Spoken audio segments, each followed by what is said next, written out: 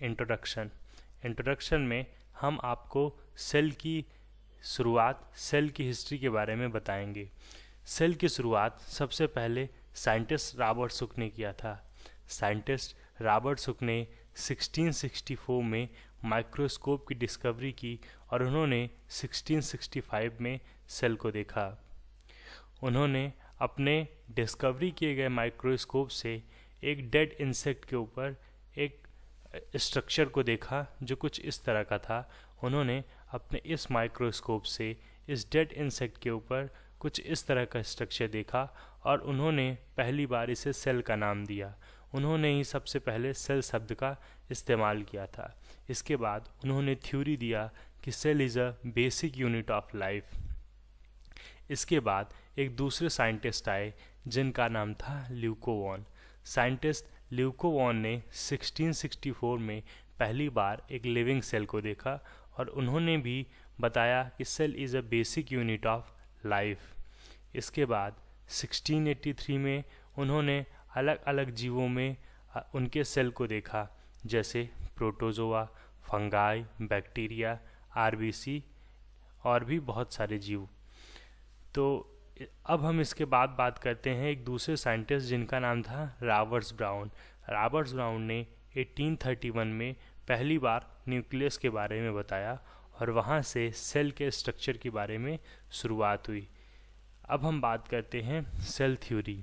जैसा कि scientist Roberts Hooke और साइंटिस्ट ल्यूकोवॉन ने बताया कि cell is a basic unit of life. इसके बाद बहुत सारे साइंटिस्टों ने अपनी अपनी थ्योरी दी, जिसमें सबसे बड़ा नाम आता है स्वीडन और सॉन का। स्वीडन और सॉन ने द सेल नाम की एक बुक पब्लिश की और उसमें बताया कि cell is a basic unit of life. मतलब दोनों साइंटिस्टों की बात सही थी। इसके बाद उनकी थ्योरी से जो एक नया थ्योरी निकल के आई वो ये कि the cell come from pre existing cell. एक सेल अपने पहले के सेल से निकल कर आता है। अब हम बात करते हैं सेल के शेप के बारे में। किसी भी सेल का जो शेप होता है वो डिफरेंट होता है, जैसे flat cell, cubic cell, columnar cell shape और रॉड शेप। ये शेप डिपेंड करता है कि सेल किस तरह की बॉडी में है। डिफरेंट बॉडीज़ में सेल का जो शेप होता है वो डिफरेंट होता है। सेल का शेप बॉडी की साइज की बेसिस पे होता है। जैसे कि हम एग्जांपल के तौर पे बात करें तो स्किन सेल, जैसा कि आप ये इमेज में देख सकते हैं कि जो स्किन सेल है ये एक सर्किल के फॉर्म में है, बट इसमें 6 कोने दिख रहे होंगे आपको। इसी तरीके से आप बैक्टीरिया सेल देख सकते हैं, इनके जो सेल का स्ट्रक्चर है वो रॉड शेप में है। ये आप एक सेल देखिए एक सर्किल के फॉर्म में है। आप ये नर्वल सेल देखिए, इसका एक अलग तरीके का ही स्ट्रक्चर है। आप प्लांट सेल को देखिए, प्लांट सेल फ्लैट और रॉड शेप दोनों में है। तो ये डिपेंड करता है कि सेल किस तरह की बॉडी में है। तो ये था सेल की शेप। अब हम बात करते हैं सेल साइज के बारे में। सेल की जो साइज होती है वो 0.2 म्यू से लेके 5.0 म्यू तक होती है। हम आपको इसे एक इमेज के थ्रू समझाने की कोशिश करते हैं।